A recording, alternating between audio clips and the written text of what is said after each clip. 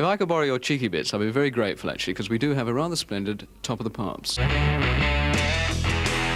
If you wanted to know the state of the nation in 1977, surely Britain's favourite pop show wasn't the obvious place to look.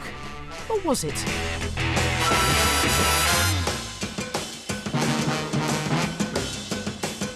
It was the year when Jubilee fever caused Britain to break out in a rash of red, white and blue. But not everyone in 1977 was celebrating. There were forces afoot in the nation that wanted to shake things up. It was bubbling under in 76, and in 77 it just exploded. I was angry. I was angry about what was going on in the world, and I was angry about this overall blandness of music. 1977 would see a wide diversity of musical styles jostling for supremacy in the charts. Anything that reeked of romance, fetch me the sick bag. And things came to a head with a dirty battle royale for the #1 spot. But there remained little doubt as to the jewel in the nation's musical crown. Top of the Pops. Top of the Pops. It was like you'd made it if you were on Top of the Pops. The question was, have you been on Top of the Pops? If you said no, well, you're not going to go anyway. And by the end of 77, both the charts and Britain's favourite music show would never look quite the same again.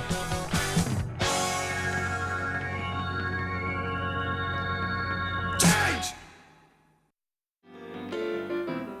1977 saw Britain a nation on its knees.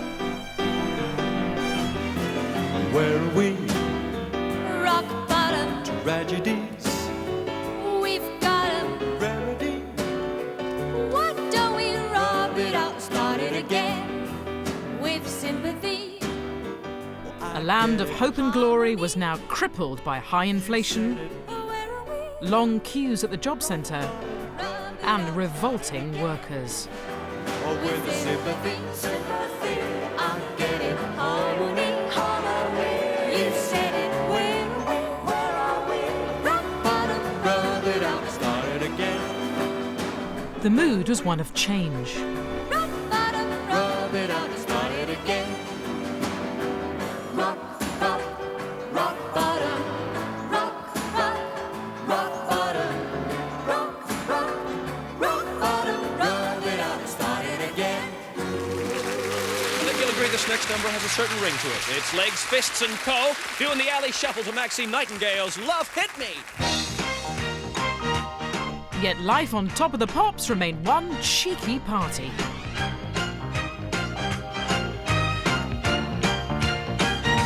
When I saw your face, love hit me, and there was nowhere I could run. But my loneliness was over, and my life had just begun. Most of the acts invited on Top of the Pops seemed to be escapist pop or novelty acts that belonged at the end of the pier. I was trapped. While Britain seethed, the Top of the Pops audience took solace in Joy Sarney and her love song to a roundy seaside wife-beater. Oh no, you don't. Oh no, you don't. That ain't the way to do it. That ain't the way to do it. Oh no, it ain't. Oh no, it ain't. No, it isn't. No, it isn't. No, it isn't. Wanna go back where my one. Youngsters watching Top of the Pops in 77, however, remained utterly captivated. Back to the places and the people I once knew. The joy of it is that it was family viewing. It was Thursday night, so it was payday.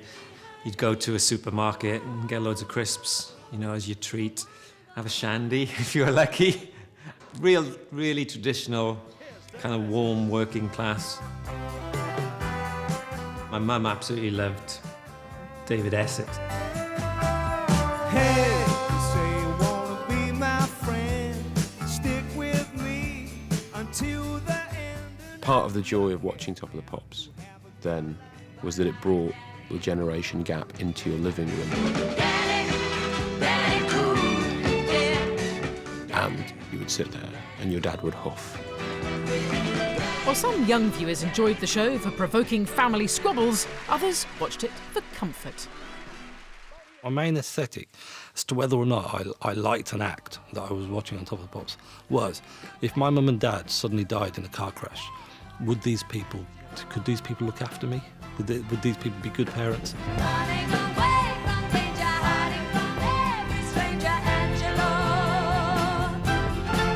According to those criteria, Brotherhood of Man were top of the list.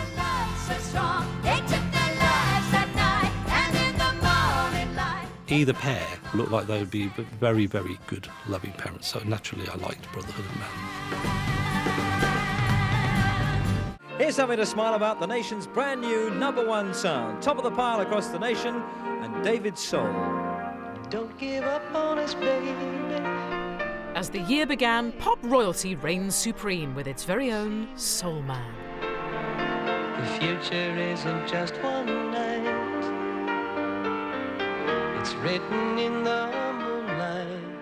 David Soul had a brilliant year to sort of 2 #1s, 3 hits, and Silver Lady's just fantastic. It was, the strings are brilliant, and it kind of makes self-pity oddly sort of aspirational. Here I am a million miles from home. The Indiana wind and rain cut through me. I'm lost and alone, chilled to the bone. Silver Lady. There's a whole period in the history of pop music I just simply cannot be critical about it, because I was lapping it all up like a man who's dying of thirst. Promises, promises brought us together. Promises came from our hearts and funny did we know forever. Promises tore us apart. In 1977, Top of the Pops was still regularly attracting audiences of more than 15 million. Funny did we know forever. British television still had only 3 channels, and a tired nation was happy to slump in front of whatever it dished up. But something had been lost. We'll gather lilacs in the spring again and walk together down an English lane. Oh dear. Top of the Pops may have been only 13 years old, but it felt middle-aged. It appealed to young kids and their parents, but it was cutting out what had once been its core audience. Teenagers. And they were revolting. It was kind of year zero. The other bands were boring old farts. That was the expression which came readily to the mouth. Even some of the teen stars of the early 70s were past their best. He's in a very odd position in 1977, Mark Bolan. In some ways, he's the ghost of pop past. It's this weird thing of this guy that simultaneously appears to be slightly washed up and suddenly vibrant again. Well, you damaged the soul of my soul. You pulled out my love by the roots, but I'm not such a bad boy.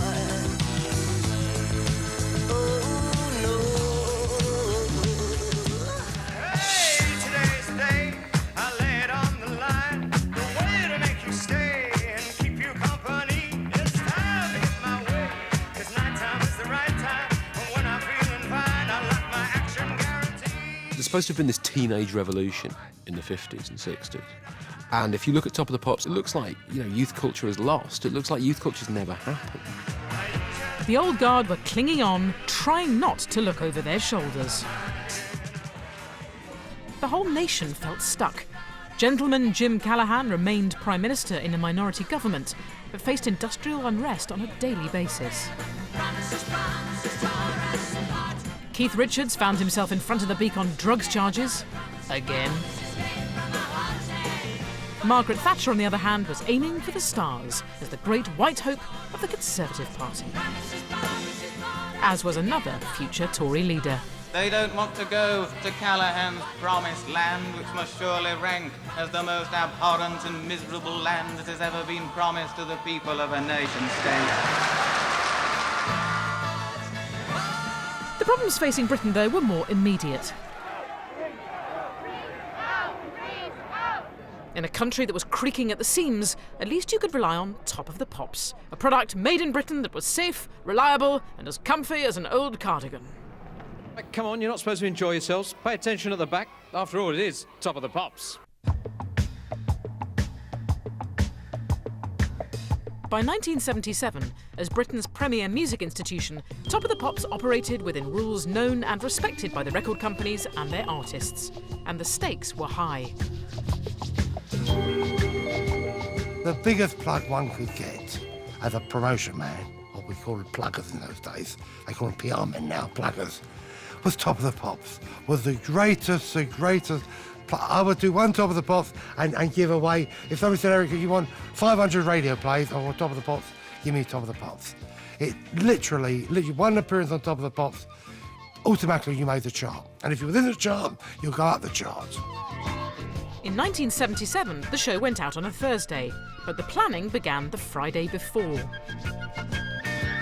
Record people would come up, all the promotions guys, with their new records and tell you what the sales were like. Then we would get the charts. These were arranged by an independent company, nothing to do with the BBC, and they were all related to the sales of records the previous week. There were various shops which were secret. Good morning, Top of the Pops. Hi, Win, how are you? Good. And from those figures, we would then compile the programme. And good evening, ladies and gentlemen. Welcome to Top of the Pops. It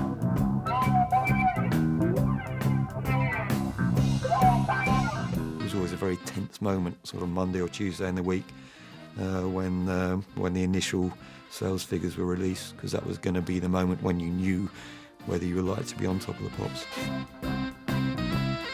If you were lucky enough to be chosen, then a first appearance on Top of the Pops was always going to be a day to remember.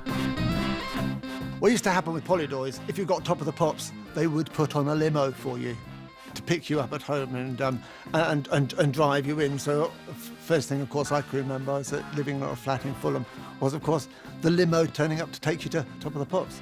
All I remember was suddenly coming up to this iconic building, the round one, and all the security and loads of young people outside the gate, screaming and everything. And they stopped screaming when we drove past because they didn't know us from Adam, and we didn't look very charming. Television Centre in Shepherd's Bush was where dreams of pop stardom came true. But for newcomers, the building could feel a bit like a labyrinth. Place is vast. Endless corridors. I swear to God, I'm sure I saw people wandering around shell-shocked who'd been in there since 1957 and would never found their way out. It was hot and it was airless and it took forever to find our dressing room. Yep, that's the BBC we love. From 9:30 on Wednesday morning, rehearsals would begin. It was a long day for everyone. And at 26 in the charts this week, the one and only David Bowie and Heroes.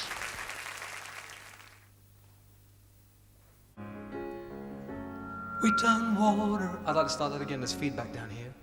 Woo! Or notes to that effect.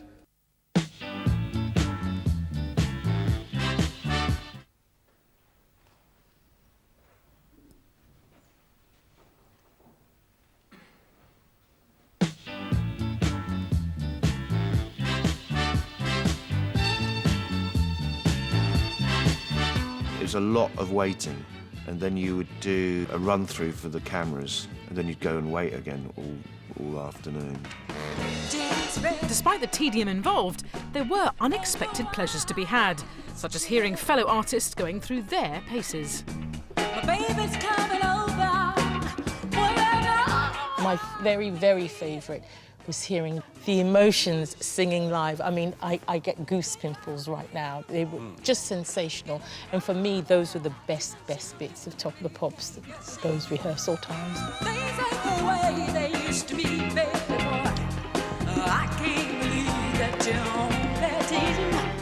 We had bets amongst us in the band who would try and pull one of the dancers. I tried so many times as well. Just weren't having it. I suppose they were hit on all the time. In May, Top of the Pops was to do something rather unexpected and brave. Despite not being in the top 40, the Stranglers were invited to appear on the show for the first time. Their single Peaches had been banned by the BBC for its sexual content. So they opted to play its double A-side, Go Buddy Go. Now, watch out for this lot coming in the charts next week. They are Supreme Stranglers.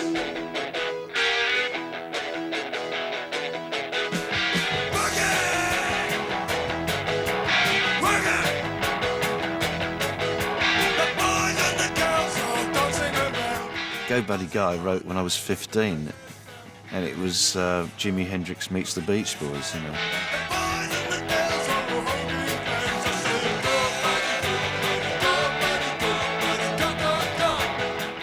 The Stranglers, to my 7-year-old self, looked like 4 fairly terrifying people.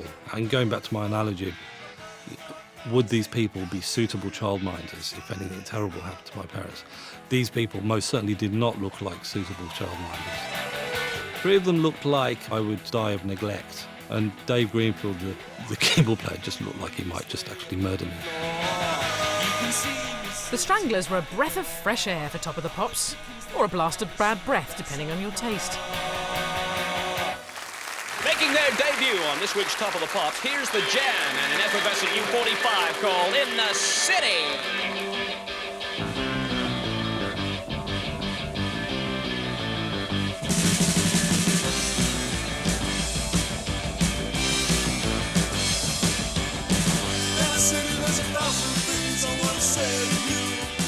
An 18-year-old Paul Weller epitomised the new guard of pop stars. Young, loud, and with something to say.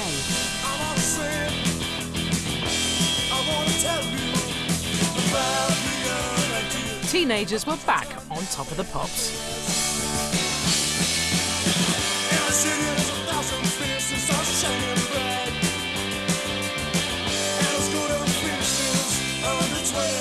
There's an episode where Kid Jensen helpfully explains that what we've just seen is new wave music, because we don't necessarily know what we're watching when we watch something that makes us feel unexpectedly excited.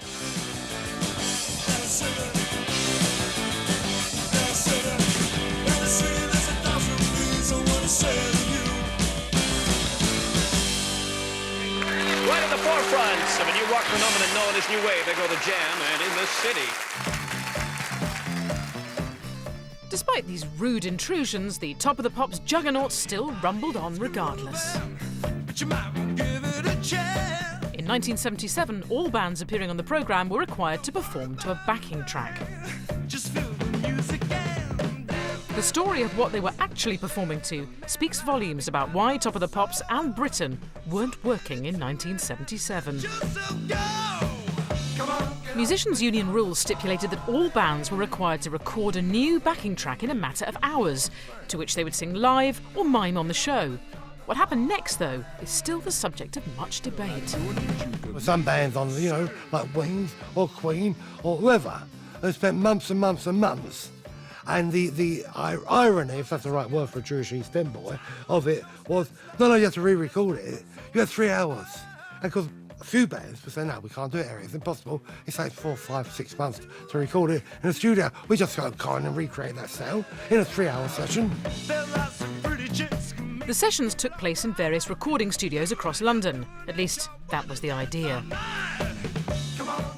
If you listen to those episodes now, you will notice that even though everything on there is meant to have been freshly recorded for the show, they sound curiously like the recordings.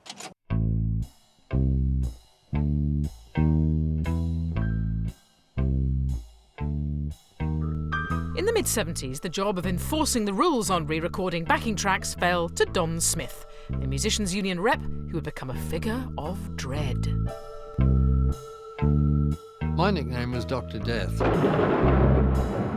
But I didn't mind that because it meant I felt I was doing my job properly if I was upsetting people who were trying to pull tricks. And what I used to do with my bands, I can admit to it now, Don, if you're still around, I apologise, but you deserve it, you was a schmuck. is that we used to just swap the tape over, swap the tape for the original, and 8 times out of 10 he would say, "Oh, done a fine job. You see, Eric, you see, it can be done in 3 hours, can't it? Of course it can, John, these boys. These boys are pros. Of course they can do it in 3 hours." Little did he know. What would happen is you'd take him out for lunch or to the pub, or your tour manager would, and by the time he came back, you had your backing track, apparently, which you'd just recorded, which was in fact the original backing track without the vocals, you see. And then you'd fiddle about with the tapes, and they'd come back in, and you'd say, "Yeah, just finished it." There were other cases where the engineer would suddenly say, "I've got to go to the toilet," and leave the studio with a tape under his arm, and I would follow him down to the toilet and wait for him to come out, because there could have been another tape there that he was going to swap over it. All kinds of skullduggery used to go on. The thought behind the rule was to protect the livelihood of musicians. In reality, many of those musicians were as keen as anyone to have an easy life. On occasions when they knew that the sessions weren't being policed by the Musicians' Union, we used to get phone calls to say, "There's no need to come. You'll still get paid," you know. And of course that arrangement suited musicians fine, because it's, you know, you could get paid without having to go out of their house. It was all a sham. It was complete and utter sham, just to keep the union happy. From 1977 onwards, I would say, nobody ever got away with it. But that would be me saying it. You may have other people who say, "I did once," but I don't think so. I think it was well policed by myself and the BBC. You keep telling yourself that, love. Yet even the BBC seemed to be in on the ruse, even if they chose to turn a blind eye. In most cases, if we put our hands on our heart, we knew that it was impossible in a 3-hour session to achieve this magic tape. Okay, here we go. This is a modern world. With those magical tapes safely in the hands of the Top of the Pops production team, the show could go on. What kind of fool do you think I am? You think I know nothing of the modern world? This is a modern world. This is a modern world. The main producer of the show in 1977 was Robin Nash, an old-school gentleman with a bow tie and an easy smile. However, woe betide you if you did anything to upset his precious schedule for the day. Wish I knew what to do. It would be so nice seeing you. I had Olivia Newton-John on the show doing a song called Sam. Sam, Sam, you know, lovely, lovely song.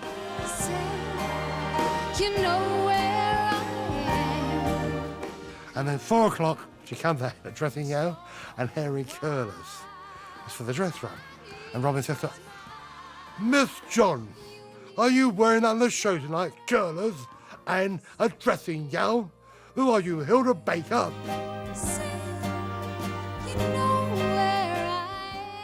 She said, "No, Robin, I'm not ready yet." "What do you mean you're not ready?" In tears she was. He made her cry. If the Stranglers provided the spit, then acts like Olivia Newton-John provided the polish. Oh, that's gorgeous. Olivia Newton-John and Sam, and what a great couple they make. But there was another musical form emerging to challenge Top of the Pops' middle-of-the-road orthodoxy. Although punk would steal the headlines in '77, it was disco that would rule the dance floor. The sound was a newcomer to the Top of the Pops party.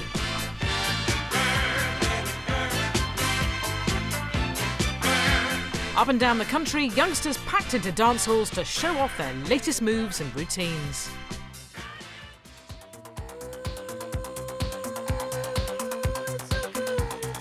And one record more than any other would become an anthem to hedonistic abandon.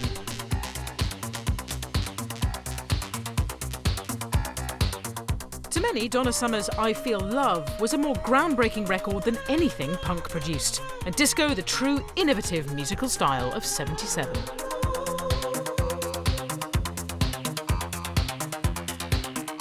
Not that you'd guess by watching Top of the Pops try and do it justice when the song reached #1 in August.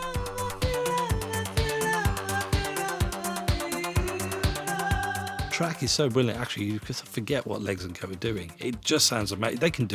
They could just be pretending to be chimpanzees and it still wouldn't ruin the song. But there was a price to pay. From Donna Summer, disco was cool. We Brits, however, somehow managed to take a subversive musical form and take it straight to the end of the pier.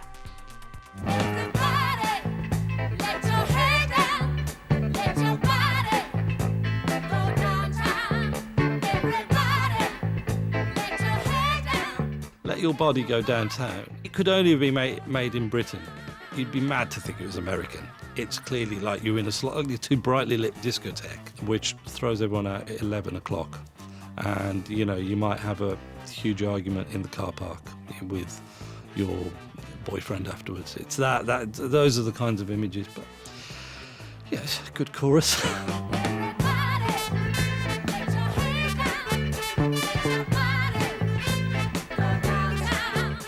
British disco proceeds along at quite a stately sort of walking pace. And something like Tina Charles seems to just sort of amble along a little bit in a kind of quite pleasant, quite charming way.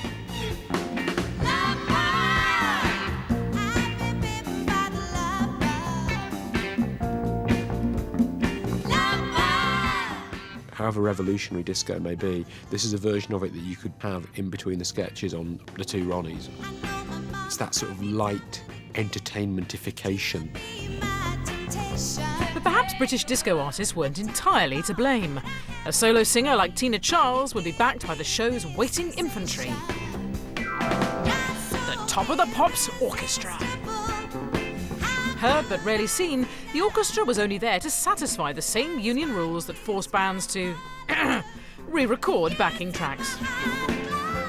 They'd be there for the camera rehearsal and the sound rehearsal and this rehearsal and then the show itself. And by the time the show came on, well, let's put it this way, the BBC Club had been open for quite a few hours.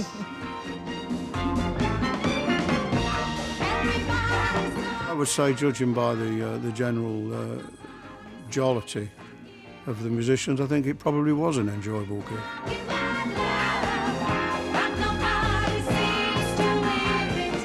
You see a guy who, perhaps a trombone player who wasn't playing anything, at that particular point in time, he'd be behind a trumpeter who might be playing something, and the trumpeter would be having his ears pulled and been poked with fingers in order to try and stop him playing.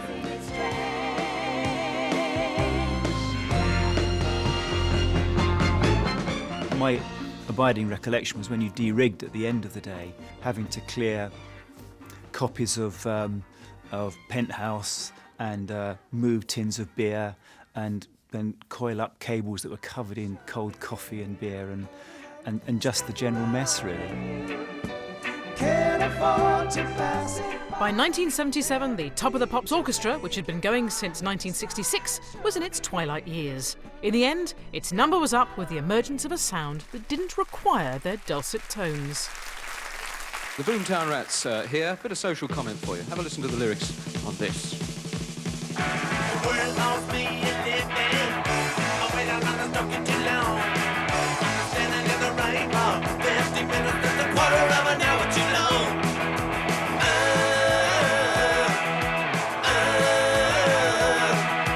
Take all they can give me.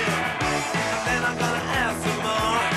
'Cause the money's buried deep in the... It was bubbling under in 76, and in 77 it just exploded.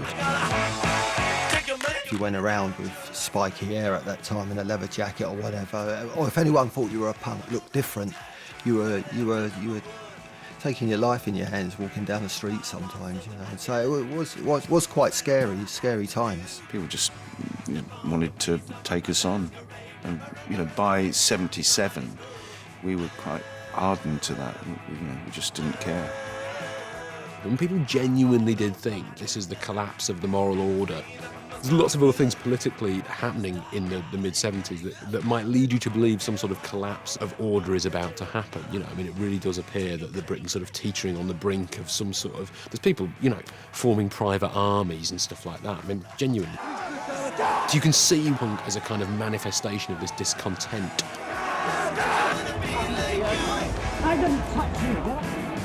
The rest of Europe considered the UK as the sick man of Europe at the time. My parents lived in France. The French, the take on it was that it was a threat to the monarchy. I was angry. I was angry about what was going on in the world, and I was angry about this overall blandness of music generally and the way it was presented. So for us to get on Top of the Pops and be angry and be different was important. In marked contrast to what had gone before, the new wave of bands set out to shock. In January, a man convicted of a double homicide was executed at Utah State Prison by firing squad, at his own request. His name was Gary Gilmore. This is my life and it's my death. In August, a song with a macabre vision about Gilmore was climbing the charts. I'm lying in a hospital, I'm pinned against the bed. A stethoscope upon my heart, I feel against my head. The feeling of the bandages, I'm wincing in the light. The nurses look anxious, quivering with pride. I'm looking through Gary Gilmore's eyes. Looking through Gary Gilmore's eyes. The lyrics may have told a chilling tale, but for punk band The Adverts, their first appearance on Top of the Pops was more like a black comedy. I went to sing, and they actually hadn't given me a microphone. They'd given me one of those fake aluminium microphones. So I'm kind of standing there going, there's no vocals on the floor, but I can't sing, there's no microphone. And the floor manager there going, why isn't this guy singing? Why isn't he singing? Stop it. Why is he singing? Gilmore's eyes, looking through Gary Gilmore's eyes. Sir, there's no microphone. If the technical gremlins were a surprise, so was the treatment of the famous Top of the Pops audience. The audience were much younger. They were, well, I don't know, they must have rounded them up from a school or something. And it must have been really weird for them because they kept getting herded from one little stage to another.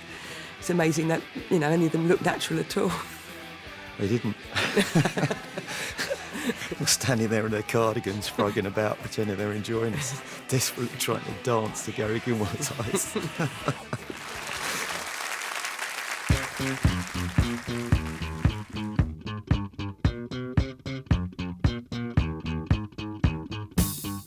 The Top of the Pops audience were always a good barometer of the state of the nation.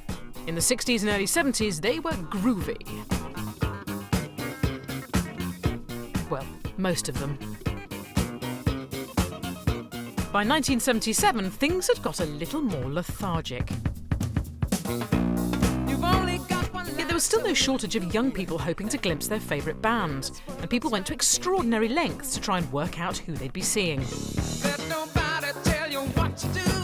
If a band was having a release of a new single and I wanted to see that band, I would send off applications, say 3 months prior to its release, on the hope that that band might be in the studio when I actually got tickets for the show. It was hit, or more often, miss. And not only would the audience then feel peeved about who was or wasn't on, but the Top of the Pops studio itself left something to be desired. The studio itself seemed far bigger when you watched Top of the Pops at home. When you were there as part of the audience, it was really small. There were a number of stages, but virtually the corner of each stage would almost touch the other one. You're a little bit disappointed, really, because you imagined it to be a vast open space of sets and cameras and stages, and it wasn't like that at all.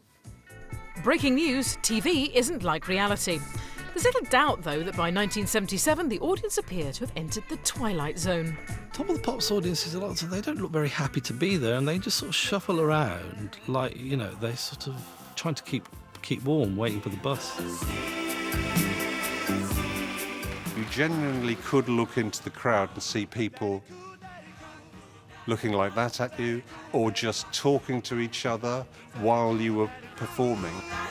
For me, that's also part of the beauty of it, you know, because you'll see people, you know, like just totally disinterested, people getting into it, people wanting to get into it.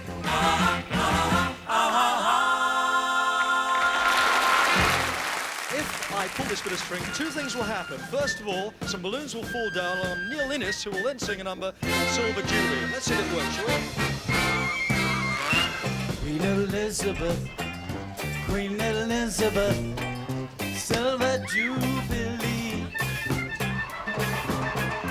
Queen Elizabeth, Queen Elizabeth, God save you and me. Even the Top of the Pops audience roused itself in June when the nation put up the bunting as celebrations for the Queen's Silver Jubilee revved up. Majesty, oh, sailing in the yacht Britannia, nowhere in the world would ban ya. Oh, your royal family. But Top of the Pops would soon be confronted by a #1 dilemma of royal proportions. In May, newly signed to Virgin Records, the Sex Pistols released their second single. God save the Queen, the fascist regime. We didn't actually sit down and say, let's write an anti-Jubilee or anti-monarchy song. You know, I guess it was there in the back of our minds, and the song was written way back in '76, you know, and it was just timing, really. It just, everything fell into place. With Jubilee Week fast approaching, the BBC wasn't shy of showing where its loyalties lay, and that included banning the single. Just saying the name, God Save the Queen, would in some way, you know what I mean? It's like Macbeth or, you know, cancer, you just don't say it. That in itself is going to be enough to incense people. We didn't go out deliberately to get banned. We was like anybody else. We wanted our records played. We was a band. We wanted people to hear it. We wanted to be on the radio. We wanted to be on Top of the Pops. So it was a bit of a downer, really, when it was banned, to tell you the truth. But it was great for us, obviously. God Save the Queen started to skulk its way up the charts, pitted against a mind-boggling lineup of diverse talents. But sat at #1 was a rock and roll veteran who was far easier on the ear for the musical establishment. I can tell by your eyes that you've proudly been crying.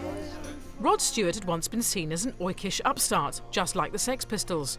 But by 1977, he was virtually rock royalty. That summer, he released the double A-side single, The First Cut is the Deepest, coupled with I Don't Want to Talk About It.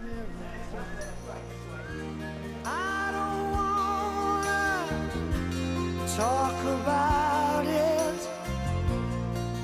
The Faces were like the People's Band at one point, and off he'd gone to America, and now he's shagging Britt Eklund, you know, who's clearly not of the people anymore. He's become this remote figure sequestered away in a Hollywood mansion with Britt Eklund, singing I Don't Want to Talk About It. And there was something that Rod might have been reluctant to discuss. The rumours that his single was actually being outsold by God Save the Queen.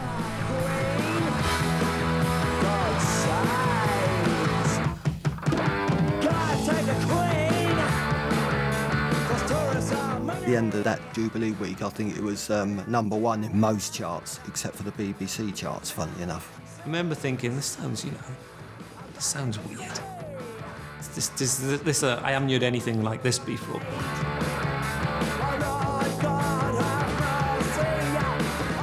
You know, there's this brilliant quote, which was on like BBC Wales Today, the sort of regional equivalent, and it's, you know, ooh, and he's a brilliant Welsh voice, and he goes, you know, I'd let my daughter go and see Rod Stewart, but I'd never let her go and see this rubbish. All attempts to stop it by this complete media blackout fail, and the only thing to do is to actually just cheat. Never in its history had a band record reach #1. So at 7:30 on Thursday the 9th of June, there was only ever likely to be one occupant of the top spot. Right now it's #1 time on Top of the Pops, and here he is. He's still there, Rod Stewart. And the first cut is the deepest.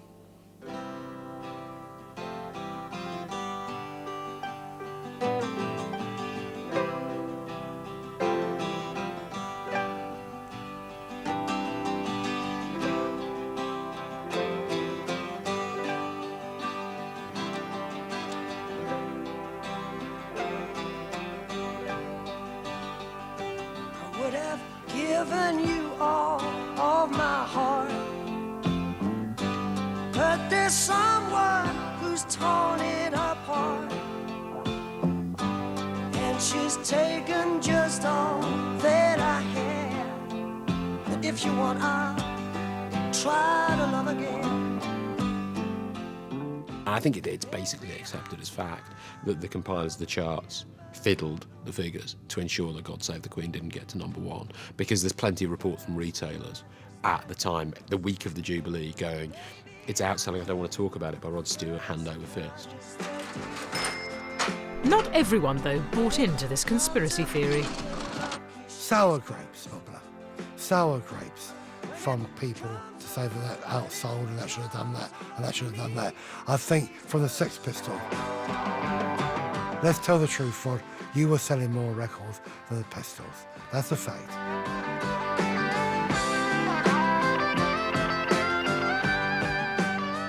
I think there was a great deal of relief in the Top of the Pop studios when Rod Stewart's song made #1 in that particular week, and the Pistols didn't. A crisis on Top of the Pops had been averted, much to the BBC's relief. It would have been quite a difficult decision to make had the Sex Pistols got to #1. We couldn't play out with the song. It would have been an impossible thing to do, you know, because if the records band, Top of the Pops was part of the BBC, and that was the rule at the time. Whoever actually sold the most records in Jubilee Week, most of the country wasn't to be deterred from having a right royal knees up. Easy, Grandma.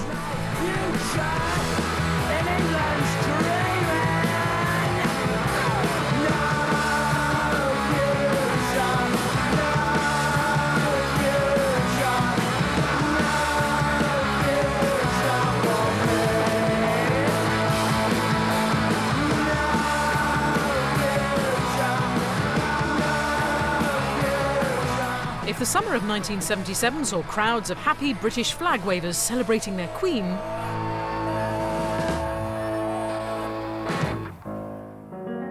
it also saw outpourings of grief when the world lost the King. Elvis Presley died in August, aged 42. Within a few weeks, his song Way Down was #1, and Top of the Pops paid tribute, as only it knew how. Well, ladies and gentlemen watching, only a couple of days ago the world was very shocked to hear of the death of Elvis Presley, the man who was the innovator of so much great rock and roll music of the past 2 decades. Hey, you get closer. The lights are going dim. The sound of the breathing make the mood I'm in. We were playing at the Vortex the night Elvis Presley died. Shortly before we went on stage, Danny Baker hopped on stage and announced that Elvis Presley had died, and all the punks jeered. Danny Baker's going, no, Elvis, he was important. And all the punks are going, ugh. Life's an elevator, can't you dig the sound? But in September, even punks were shedding a tear when Mark Bolan, the epitome of glam-era Top of the Pops, was killed and a car he was travelling in hit a tree. He was 29.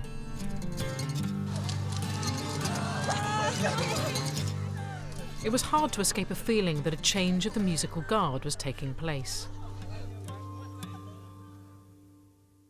This week's highest new entry is at #7. It's the 3rd single release from the Sex Pistols. Their new one, it's called Pretty Vacant.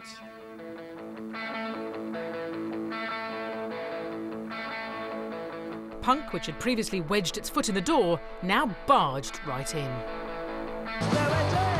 My 2 really distinct memories about seeing that video, the 2 things that struck me: Steve Jones had a knotted hanky on his head, and Johnny Rotten's sleeves went over his hands. And that was what seemed strange about it to me. Is it really that shocking? Is this what you're so afraid of? I mean, that was what was so powerful about Top of the Pops. Once Pretty Vacant was on Top of the Pops, I think it tapped into loads of kids all over the country, and they totally related to it, and they just came screaming out of the suburbs and all around the country, and just totally getting into the punk things, and literally things changed overnight. Punk rock was something that they hoped would get over with as quickly as possible so Top of the Pops could go back to normal.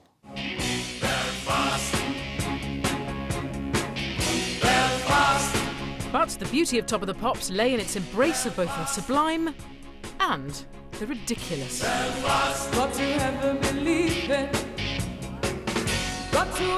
It came as no surprise that in '77, the Troubles in Northern Ireland finally became the subject of a chart hit in the UK.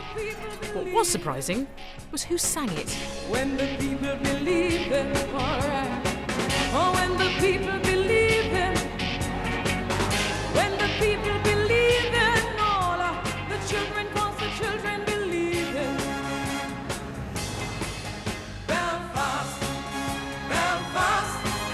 When the country rings the leaving bell, you're lost. Belfast, Belfast. The people of Northern Ireland would not have expected the first top 10 UK hit, which addressed the Troubles, to be by Boney M. You can try to tell. There is nothing that Boney M wouldn't take and render into sort of bubblegum disco. The really weird thing about Belfast is nobody at the time appears to have gone, what the bloody hell is this song about? What is going on here? It just number 7 in the charts. Along with Boney M, 1977 saw more black artists on the show than perhaps any other year in its history. Well, alright. Movement of the people, yeah, yeah, yeah.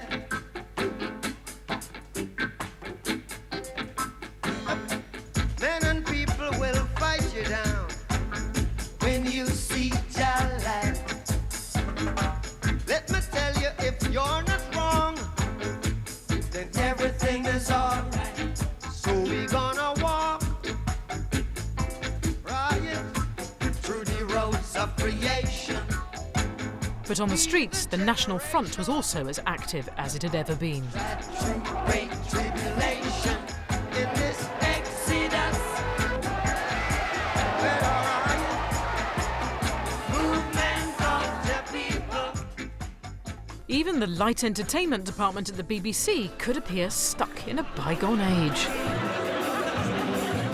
A long time ago when Britain was great, we was an independent state. Then they made us go to the common market. We don't know quite what hit us yet. All we know is we got no cash. They say we is rich, but that's all trash. By that time, Britain was a very multiracial place, but you wouldn't necessarily see that in other programmes. It wasn't really reflected in sitcoms, not in drama, but it was reflected in Top of the Pops. Yes, I do, and I hope you hear me. Like disco, 50s style rock and roll was a musical force in '77 that seemed to bring together black and white musicians harmoniously.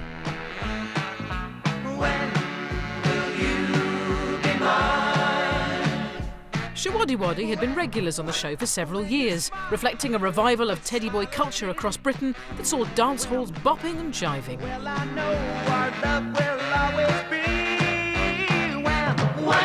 when you kiss, or when you kiss me right.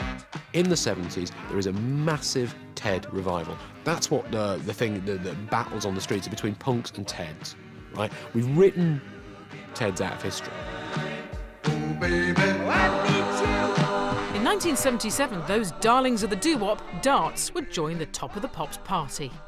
I saw a crazy chick running down the street. I said, oh, pretty baby, why the great big heat? She said, oh, wow, what a square. Don't you dig the scene?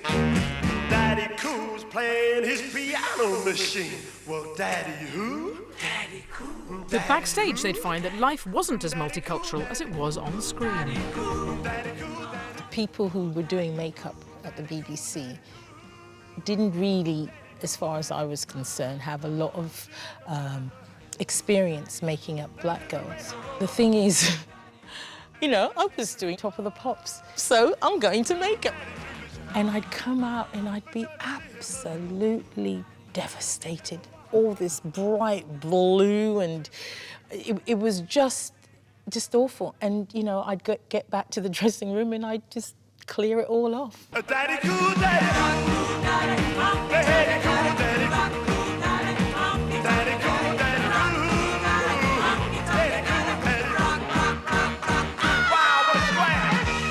On stage, what darts brought to Top of the Pops were 50s harmonies allied to the anarchic spirit of punk. Riff does his, I'm Mr. Cool, look at me singing this stuff. And I take over, and I'm the wild, zany entertainer on stage thing. And I sing my first verse, I jump off onto the top of the piano and fall completely off the stage. And I don't miss a word.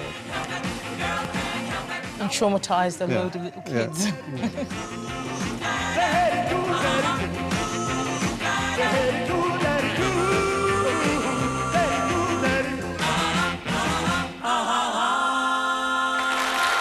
Program's gone so quickly, we're already at the stage where we'll play the #1 record, and that, of course, is Baccarat. And yes, sir, I can boogie. Can you? Yeah.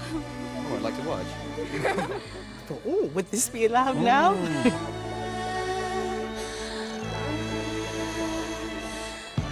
I think a lot of people saw the DJs as buffoons, and they were probably right. But on the other hand, you could actually maybe take a kinder view and say that the DJs were kind of like the glue that held the thing together. As 77 unfolded, though, the old-school presenters who'd long ruled the roost suddenly appeared mortal. What can I say? Legs and Co Magic. Tea break. Get off. Quick, quick. Come on. Just in case you've forgotten the name of the programme. Mind you, you should have a look what's written on the front. No, don't. Oh, you let the secret out. And before we nudge up here to get a better view, of course, of Legs and Co. That was Piccadilly, right? Yeah. What have we got now? Don't know. Asking you. Billy Ocean, right? Right. Number 2. Right. If the Dooleys get elbowed off Top of the Pops in favour of the Buzzcocks, who's to say that Dave Lee Travis isn't going to get elbowed off Radio 1 in the same way by a punk representative DJ? Of course, it never happened. But you can see where that fear comes from. And take 4. With all the new music now appearing on the show, producer Robin Nash realised that the presenter roster needed shaking up. Enter Peter Powell. Woo! Hey, that's the jam on Modern World. Wild stuff from the jam. And let's just think about those occupants of interplanetary craft, shall we? The Carpenters, Richard and Karen together, and they're at number 10. And Robin Nash had another trick up his sleeve. He said, I'm thinking about getting a pop star. He said, well, not just a pop star, you know, a big name pop star to present Top of the Pops. I said, well, with like Noel or Peter Powell or something. No. On their own. And so Eric duly delivered a 24-carat pop star. Okay, that's the Dooley at number 9 this week. The love of my life. Right now we have the fantastic Legs and Co dancing to Jonathan Richman and the Modern Lovers. Number 5 this week with Egyptian Reggae. He didn't do it for the money, of course not. He could buy the BBC. But he did it because I put in his head, don't be a schmuck, Elton Bubbler. Don't be a schmuck. Because when you've got a record out which is struggling, maybe not selling that much, we're going to need Top of the Pops more than they're going to need you. It really is excellent news as this next record has entered the charts this week at number 27, making its debut on Top of the Pops for the chart scene anyway. So here's John Otway and Wild Willie Barrett. Elton wasn't the only innovation to hit the show at the end of 1977. I wake up in the morning. Tell me, baby, what do you see? I see my true love and she walks up and she kisses me. I say, cool, baby, that's really free. When we did Top of the Pops in 1977, nearly all the acts did it to a backing track that they'd pre-recorded. And me and Willie, because we were a live act, or we thought we were a live act, insisted on doing it live. And we were one of the first few people to sort of do it live, which is why it sounds absolutely nothing like the record.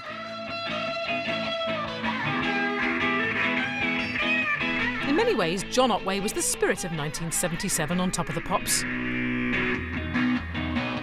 tried talking to your mama.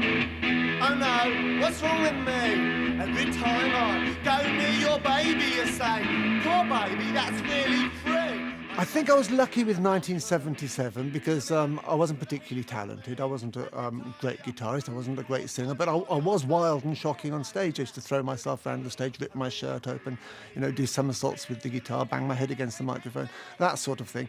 And that sort of thing wasn't really fashionable in 1976, but 77 it became really cool. And, thank God for 77. 78 it became uncool again. But I had my window and I went straight through it. John Otway, when he went on Top of the Pops, he was one of the few acts we would stand back and just go, yes, this is the way it should be. That's a nutter. Yeah, I like it. well. Baby, what do you see? I see my... I bought this bottle of champagne and put it on the fridge for the next time I was on Top of the Pops. And the next hit.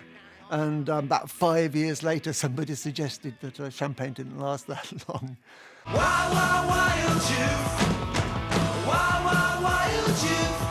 By the end of 1977, Top of the Pops had changed. Always at heart a variety show, it had now become even more various. And in the process, regained its mojo. And once again, the nation's teenagers were gripped. If you were going to buy a tie at the end of 1977, it would have to be a skinny one, and your trousers would have to be a bit tighter. Top of the Pops would never be the same again. Or would it? It would be nice and tidy if at the end of the year The Clash were at the top of the charts with, some song addressing the ongoing social woes in Britain as we lurch towards 1978 and the winter of discontent. But life isn't like that.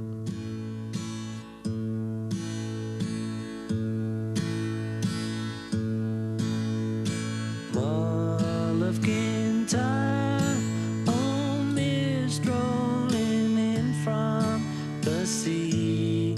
My desire is always to be on Mall of Kintyre. When it first played to me, I found it so boring and hated it. And I didn't like it at all. But again, it was Paul McCartney. It was Mulder Kintyre. It was coming up to Christmas. How can you not plug it? And it was #1 from into January 1978. I mean, it just went on forever and ever and ever. So I finished the year and started even the new year with another hit record. I thought, Eric, you're on a run again. Keep it going.